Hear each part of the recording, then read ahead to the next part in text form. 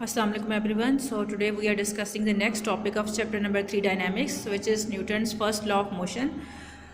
This is the long question basically. अगर आपको इसका सिर्फ शॉर्ट क्वेश्चन आए, if you are asked only for the short question, तो आप इसको डिफाइन और एग्जांपल करेंगे जैसे कि सामने नज़र आ रहा है. So first of all we will be discussing the definition and example, and then we will move on to the explanation for the long question.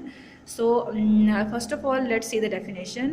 A body continues its state of rest or of uniform motion in a straight line provided no net force acts on it.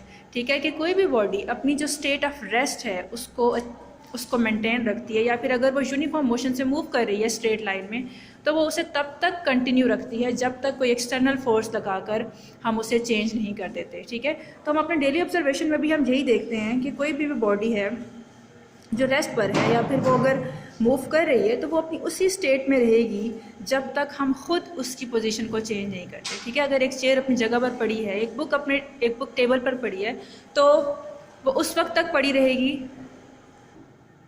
वो उस वक्त तक अपनी उस position को maintain रखेगी जब तक हम खुद उसे चेंज नहीं कर देते. ठीक है, तो चीज़ें खुद ब खुद अपनी पोजीशन को, रेस्ट या मोशन को चेंज नहीं करती unless we provide a force on it.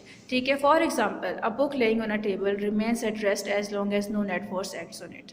So next explain it कि किस तरह से न्यूटन का फर्स्ट लॉ हमें बताता है डिफरेंट हमारी जो सराउंडिंग ऑब्जर्वेशन है उनसे, कि फॉर एग्जांपल एक ऑब्जेक्ट है जो एक रफ़ ग्राउंड के ऊपर है. फॉर एग्जांपल एक बॉल है और रफ़ ग्राउंड के ऊपर वो मूव कर रही है, तो रफ़ ग्राउंड के ऊपर फ्रिक्शन ज़्यादा होगी. ठीक है, जबकि अगर एक प्लेन ग्राउंड के ऊपर वही बॉल रोल करेगी तो उसकी मोशन स्टॉप नहीं होगी. ठीक है, अगर एक वो तेज़ी से मूव कर रही है ग्राउंड के ऊपर और ग्राउंड बिल्कुल स्मूथ है, उसमें कोई हर्डल ही नहीं आ रही, कोई फ्रिक्शन ही नहीं आ रही, तो वो बॉल जो है वो मूव करना कंटिन्यू रखेगी.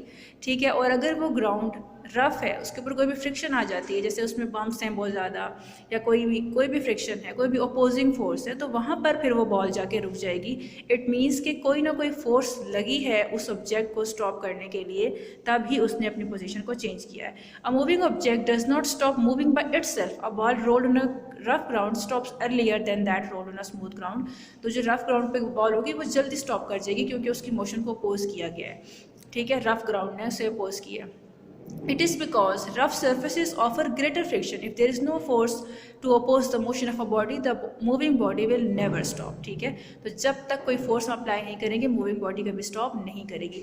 अब हम इस डेफिनेशन और एक्सप्लेनेशन के अंदर एक वर्ड यूज़ कर रहे हैं नेट फोर्स का. तो नेट फोर्स बेसिकली बहुत सारी फोर्सेस का रिजल्टेंट या कॉम्बिनेशन होता है. ठीक है, तो जब हम बात करते हैं कि नेट फोर्स का ज़ीरो होना ज़रूरी है, इट मीन्स कि एक बॉडी पे लगने वाली हर फोर्सेस की हम बात करें, तो net force is the resultant of all the forces acting on a body.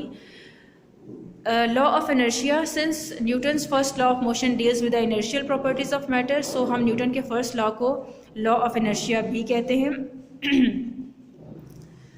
Passengers standing in a bus fall forward when its drive applies brake. Suddenly it is because the upper parts of the body tends to continue their motion while lower parts of their bodies in contact with the bus stop with it, hence they fall forward.